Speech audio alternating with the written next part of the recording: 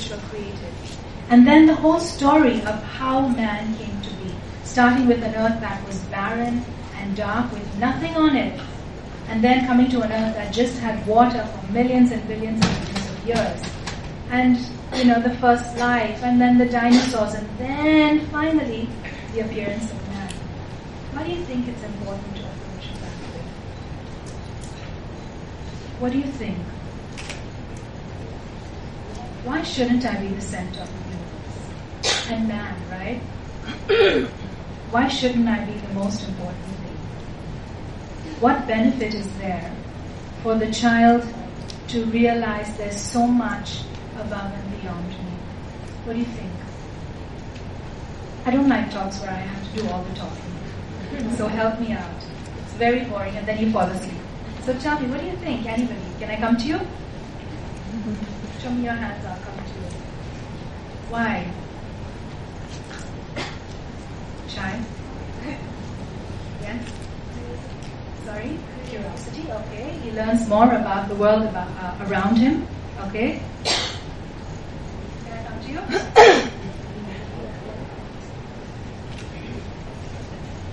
Why? How does it benefit children to see above and beyond that? It's going to benefit the children in a way that they will not be self-centered. They will think that there are more to this world than themselves. So they will try to collaborate, cooperate, or mingle with other people, the environment, and basically the universe. Thank you, Michael. That's my presentation. So, they collaborate, they learn about different things about around them, they learn about the universe, they learn how they came to be. And then when they sit back and reflect, they can see themselves in perspective of everything that's around them. They understand that certain things depend on me, but I depend on a lot of things too. There's this interdependency, right? We are all connected. Circle of life? Have you guys heard of that term? Yes? We're all interconnected. That's what we want children to see in a world that's daily becoming more and more selfish and self-centered, just like Michael said. We want children to understand that we are all dependent on each other. The animals, the plants, everything, other creatures, we are all dependent on each other. So the goal of cosmic education is to prepare the child to live in the society of tomorrow as members of a family of humans. Wouldn't that be amazing? Do we see that happening now? Not so much, right? So, one of the ways in which she proposed, it underlies throughout the entire Montessori curriculum, but one of the ways in which she proposed to achieve this was through the cultural material, the cultural area. And in culture, under the umbrella of zoology, botany, science, geography, even art and music, she integrated all of these lessons for the children to take in. So, she says that for human development, the cultural subjects are essential. The materials in this area are designed in a way that the children get to learn about interdependence, they learn about interrelatedness, and they learn about harmony of all aspects, all species that exist. And we're going to go through how this is done. All the cultural subjects are part of one meaningful whole. So they give the child this understanding that there's a unity amongst us, that we're all interrelated, and there's variety. We're going to look at exactly how it's done. Let's look at the zoology area. When you think of zoology, what are we learning about? Animals. Animals, right, animals. And we start, one of the first activities we do is with the model animals. Do you guys, any of you remember doing that? Yes, we have realistic looking animals. They are models of animals. And we teach the children about these animals in a group presentation to start with. And we talk about the characteristics of the animals. What do they look like? Where do they live? What do they eat? Are there any other particular features or characteristics that are individual to this animal. We do it in a very concrete way. We use animals that are very real looking, okay, so that the children can understand. We expose children to animals from different countries, not just our own habitat, animals that they are familiar with.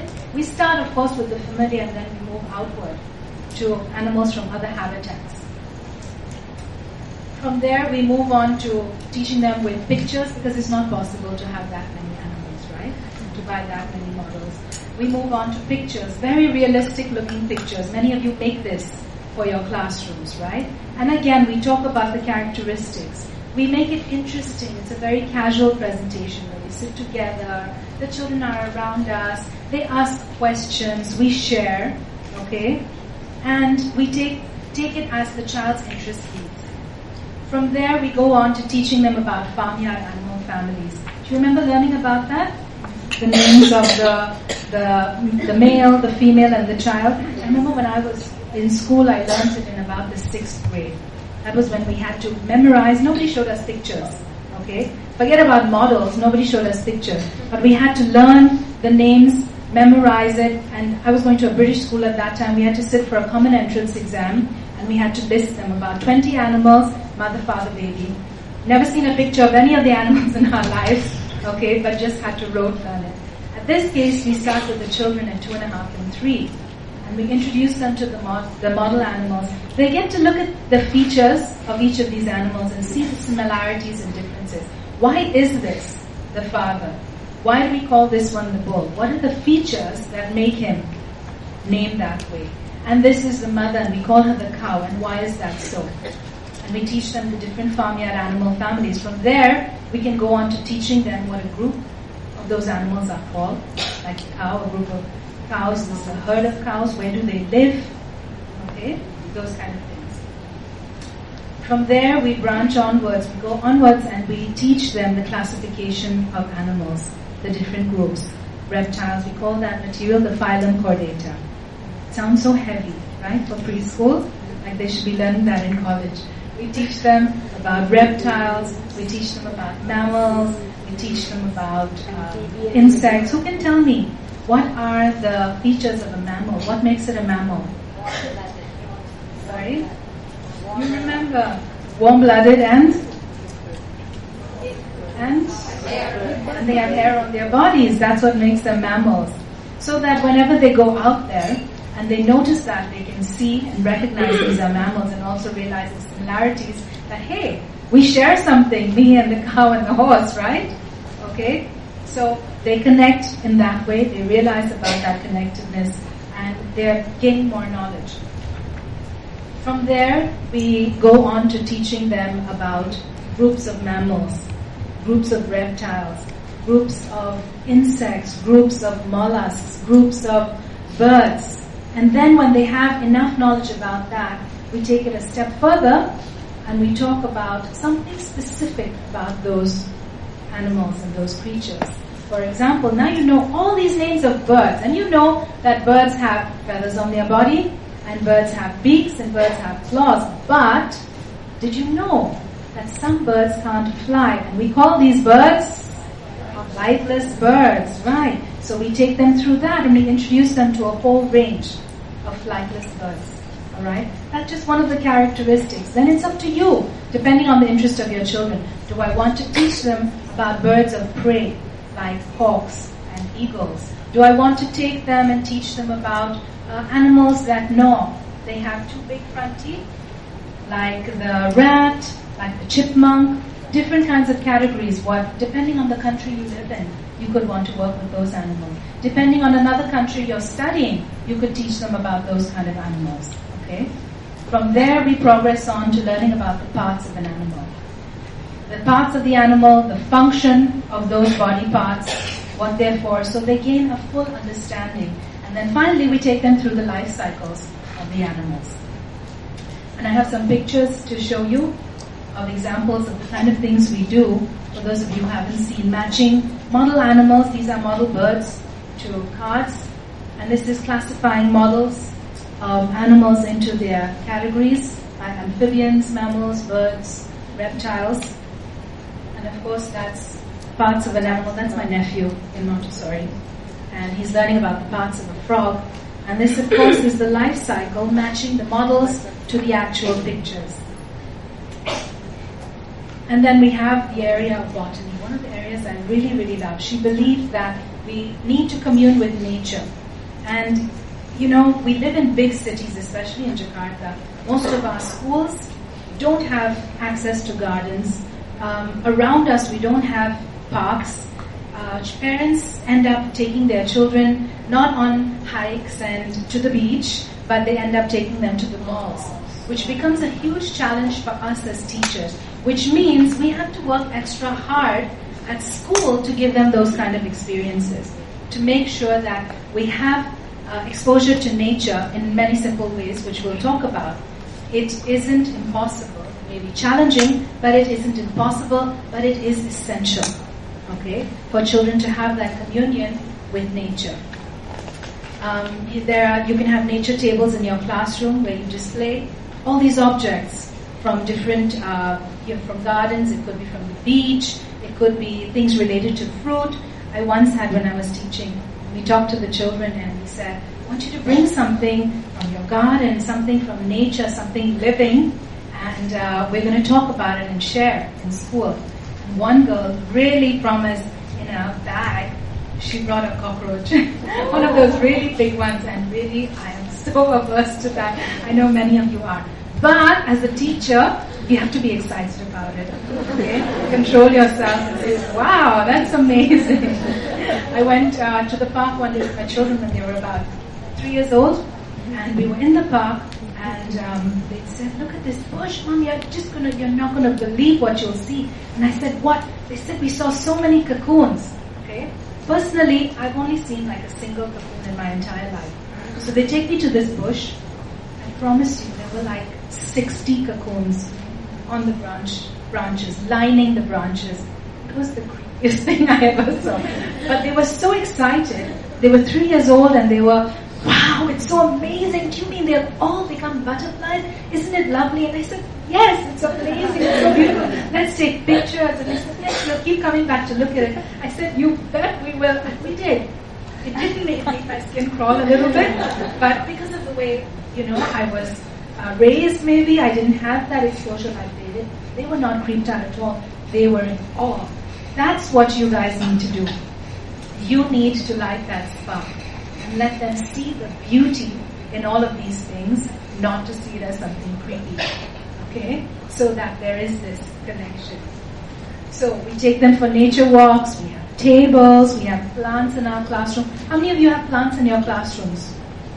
Those of you who have classrooms or working in classrooms. Do you have plants? A single plant, anyone? Not one hand, really? One? Thank you, Helen. Okay, we have some at the back also. Alright, important. Your children water them? Yes? Okay, great. More of you, yeah? It should be just 1 or 2 people saying no, as opposed to everyone not having plants. This weekend, that's your mission. I have to get a plant in my classroom. Okay? Similarly, just like we did in zoology, we introduced them to actual model fruits. And those of you who are doing language with me later this afternoon, I'll show you some of the activities that we can do with the models of fruits. We similarly show them the models and the pictures, and we talk about what it tastes like. Is it soft? Is it crunchy? Where does it grow? What is the skin like? Can we eat the skin? Does it have one seed? Does it have many seeds? Really talking to them a lot, giving them a lot of information, discussing with them, not just telling them, but asking them and trying to gauge what they know, okay? As opposed to just giving a lecture like kind of what I'm doing now, okay? We interact a lot more. Then we move on to teaching them about the parts of a plant and a fruit. It's really nice before you go on. You've seen the puzzles of flowers and the puzzles of leaves? The Montessori ones, have you seen? Yes. We have some great ones in the corner there for sale. A lot of people don't know that they're there. Have a look. If you haven't seen the puzzles before, they're there. We call it the botany cabinet. And we have a puzzle just like the one you saw of the frog. We have the leaf, we have the flower, we have the tree. Before you get down to doing that, you want to do something real with the children. Bring the flower in. bring the leaf in. Show them the actual parts of it before you sit down to go into a puzzle. Always from the most concrete to abstract. Okay? I remember, I see Ashwini here, when she was studying with me, she was also working in a school around that time, and she brought to class a nest that a bird in her garden had built, had put together, and she saved it out of leaves, and they had kind of done a stitching effect, something that neither of us or anyone in the class had ever seen. And she saved that, and she took it, because she was lucky enough to have a garden, and she took it and she showed the children that she was working with, and I borrowed it and I showed my children till I think it was really, really dry and not usable anymore. But this is what you have to do with your children. We have the leaf cabinet that teaches children about shapes. We're going to look at pictures of them. That teaches children about the shapes of leaves. When we think of leaves, we have this one fixed leaf in our mind. If I ask you to draw a leaf, it'll all look the same. Everybody's going to look the same. But we have so many different shapes of leaves. And before we take the children to doing this puzzle again, leaf cabinet, we take them and show them the different types of leaves. And very few of you know that each of these leaves has a different name. And there are many children I've worked with who come and actually ask me, what's the name of this? Why is this and this different? Do they have the same name? Are they all leaves? That's when we go into teaching them the different names of the leaves through the 3-period lesson. Okay? And then, of course, we have the life cycles of flowers and plants. Now, you must start with the planting activity first before you get into actually showing them the pictures and the models of life cycles. Are we good? Sleepy? No. Do you want to get up and jump a little? Okay. Alright, so that's a picture of the sun game. Have you guys ever done this? Okay, the sun game is amazing. We have a sun in the center, and around it we have a layer of cards that we talk to the children about that are all plants and flowers and fruits and vegetables, everything that needs the sun to live. So we talk to them and say, look, do you know what this is? It's an apple. Who likes to eat apples? I love apples. I love mangoes. Whatever your picture is. Okay? Do you know that if the apple did not have sunlight, it couldn't grow? And in that way we continue with 24 different items. And then we reinforce with them that without the sun, we couldn't have any of these fruits or flowers or trees or vegetables. And then we take it one step forward and we introduce them to herbivores through pictures.